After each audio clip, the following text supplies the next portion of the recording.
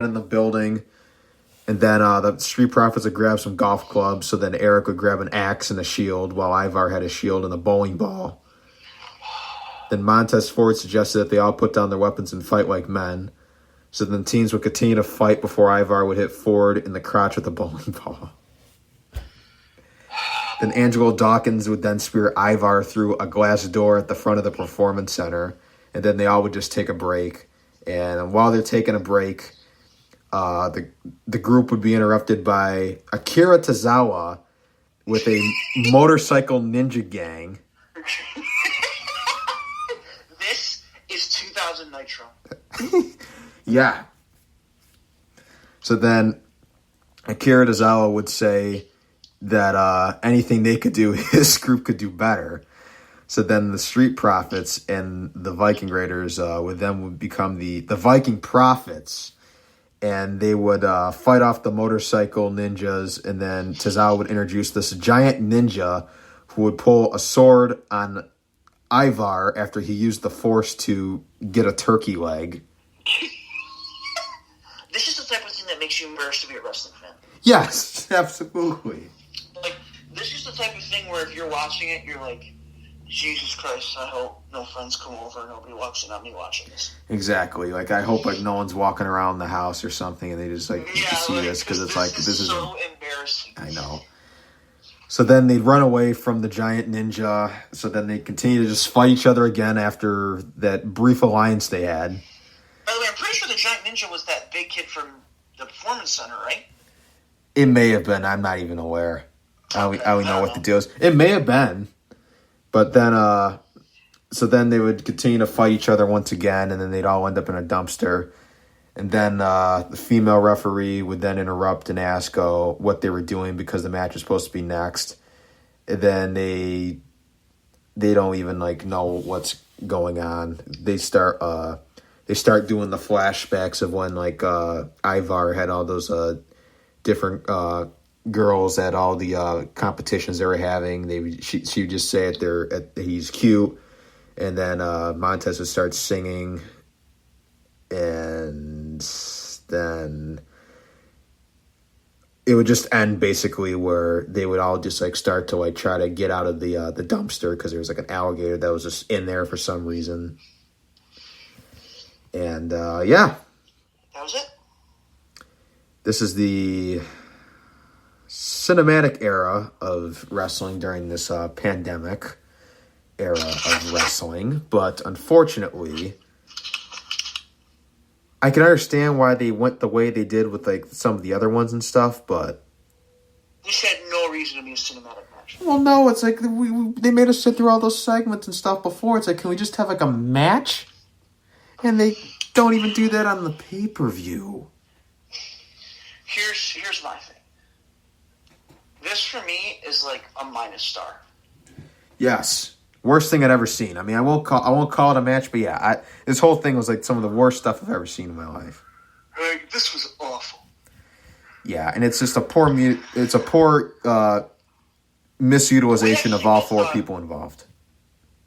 If the main event wasn't what the main event was, I would have turned off the show. Yeah, and I'm glad you pointed that out because I was going to, after that whole debacle, I was going to shut the thing off. But I'm very glad I didn't because finally we would have, after this, the main event, the greatest wrestling match ever, Randy Orton versus Edge. Here's what I want to say doing it. Obviously, when you label it the greatest match ever, you're going to have problems. Yeah. Because even if it's great, which I'll say in a second if it was, it's still going to kind of underachieve. Although, I'll say this. Edge versus Randy Orton was fucking awesome. Yes, absolutely. I thought it was great. This may be WWE's match of the year. I would probably agree. I'd say, and the crazy thing is, like within like a span of 2 days, we saw probably like two of the best matches all year. That and the Intercontinental title match. But this was awesome. Yes. So the match was presented with some, I guess, was supposed to be enhanced camera angles. I mean, they didn't really do a lot with it, but I'm actually, kind of glad they didn't. First talk about how the Fink introduced him. Yeah, and it's, I'm glad you pointed that out because I was going to shut the thing off, but I'm very glad I didn't because finally we would have, after this, the main event, the greatest wrestling match ever, Randy Orton versus Edge. Here's Yes. Well, first they had both guys make their entrances. It was everything normal. I mean, there was some added audio into it, for like sound effects and stuff. But so then How'd they you both. like the added audio, real quick, before we talk about that? I thought it was okay. I mean, it didn't bother me. Some people didn't like it, but my thing is if they were gonna ever add it in there, they should have probably did it from the jump. I agree with that. Because I don't think this match needed it. Yeah, but I just want to say it was really cool because they both get in the ring, and then they would lower the old thing they'd use in Madison Square Garden. The old Madison Square Garden microphone. Yeah, and it was the Fink, I think, from former shows whenever he introduced Edge Orton. Yeah, which he would have done a couple times. Yeah, and then they played the Greatest Showman song over it. No, but I thought it was a cool homage and a cool tribute to Howard Finkel. So I respect for that. I'm just glad I don't have to hear the Greatest Showman every week on Raw. Yeah, although the only thing I don't understand is why they had Charles Robinson dress up like a 1980s official. But yeah, that made no sense to me. That was the only thing. I did like, though, that he specifically came up and said, okay, no low blows, no hair pulling, no eye gouging, nothing. Everybody's qualified for that. When a ref says that and the heel doesn't do it the whole match, that means that when Randy finally does do the low blow that leads to him winning, it matters more. Yes, I 1,000% agree. So you don't cheat very often. I should say this real quick. Then you sorry. Oh, yeah, that's okay.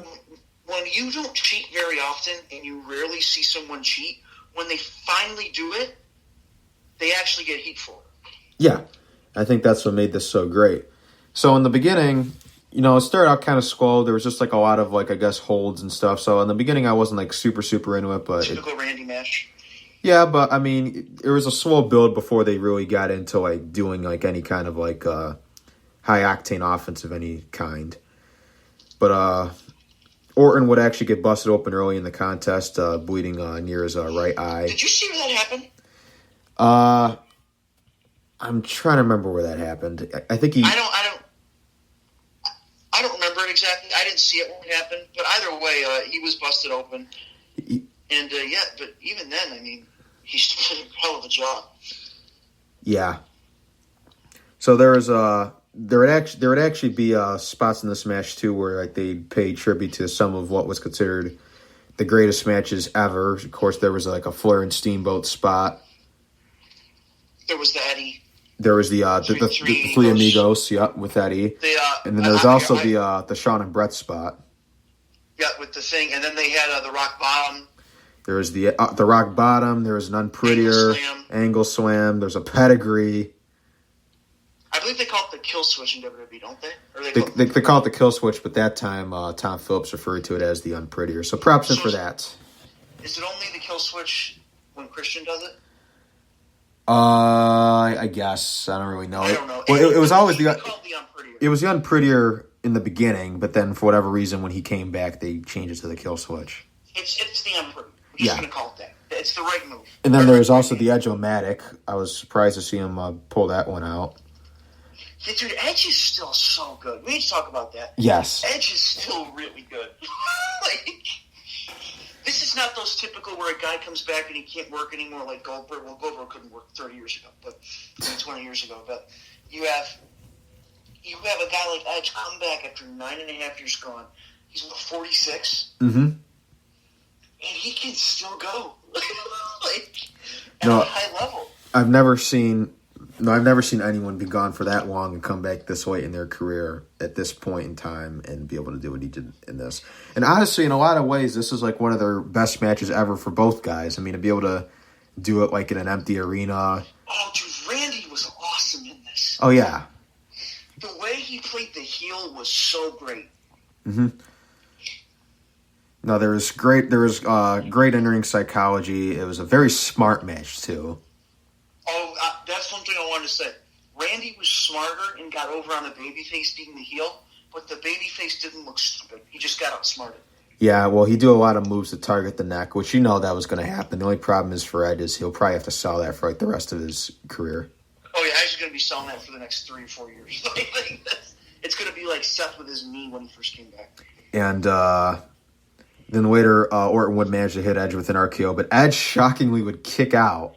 Edge kicked out of probably the second most protected move in pro wrestling behind the one you need. And then Orton was slow to follow up, and then Edge would hit him with one spear, and then he'd get in the corner and he'd do that famous pose, and then he would anticipate to hit the spear, and then he would hit another spear, and then Orton would kick out of that as well. And then Edge would hit a springboard in the corner, but would jump right back into another RKO, which he would kick out again. I thought it was over when he hit the second RKO. Oh, yeah, because I'm like, he kicked out of one. That was shocking enough. I didn't think for sure he'd kick out of two. But then, once again, that was perfect, I guess, because, they did have Edge kick out of, like, two RKOs, and it's been, like, in a lot of ways, one of the most protected moves in wrestling, if not the most protected. It's between that and, like, the one-winged angel. That's a pretty protected move as well. It's like either he's going to hit that and win it, or he's, like, not going to hit it all, that being Kenny Omega. But, I've seen two RKOs in a match where maybe he'll hit one on the outside, and then, like, in the ring he'll hit one, then he'll beat a guy. But I've never seen him hit it right in the middle of the ring and go for the pin and not win in, like, years. Yeah, so then... Unless it's like Brock. Mm-hmm.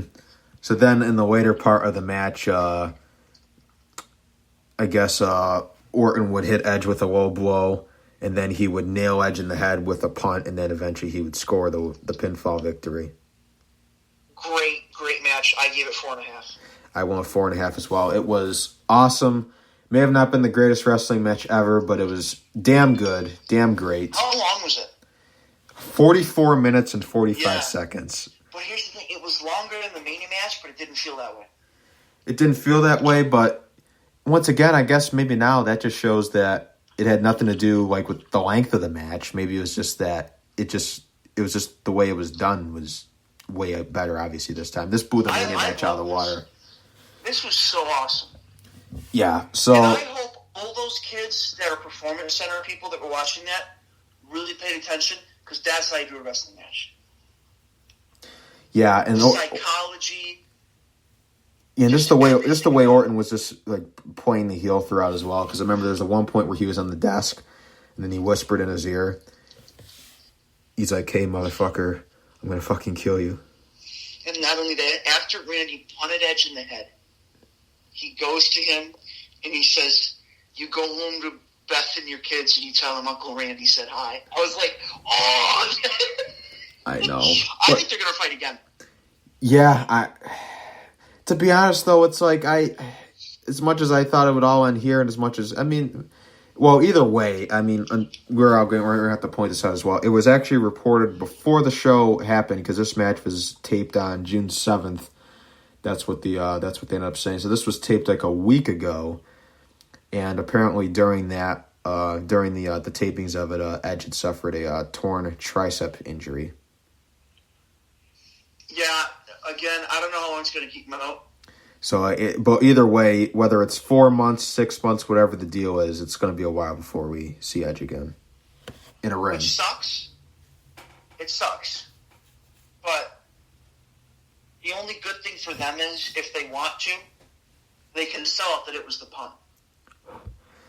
They could sell it as it was the punt, or if they could just take it as this is the greatest wrestling match ever, and they just go with that. But I heard Brian Alvarez actually make a point, because I listened to Wrestling. He talked about how Randy ruined it, the greatest wrestling match. Yeah, I listened to Wrestling Observer Live. I think they should do that. And he has said that like it would have been the greatest wrestling match ever if Orton didn't have to do the low blow and yeah. So I actually thought that was a very good point. I mean, I won't be shocked if they just still play it off as it was the greatest match ever. But I know people may not like this. What if Randy? I don't think they'd ever do this. This is just for me. Randy beats Dream. Randy holds the belt for a while. Edge comes back. Edge versus Randy Orton in the TLC for the WWE title. Yeah, I don't wouldn't be. Know if that would ever happen. Yeah, because as we said, Here's the thing. Edge said that he was going to change his style because he came back and can't be that guy anymore. Because he has to worry about his family and his health. Edge is still the crazy son of a bitch he was when he left. Edge hasn't, in my eyes, he hasn't toned it down a bit. Because even in the Mania match, obviously this blew that one out of the water. But, even in that one, it's like he says he's going to change the way he does things, and he did jump off a ladder through a table, so. I don't know if that would ever happen. Yeah, because I think the thing. Yeah, Edge has, in my eyes, he hasn't toned it down a bit. Because even in the Mania match, obviously this blew that one out of the water. But, even in that one, it's like he says he's going to change the way he does things, and he did jump off a ladder through like a table, so. And he did take the middle rope DDT like on the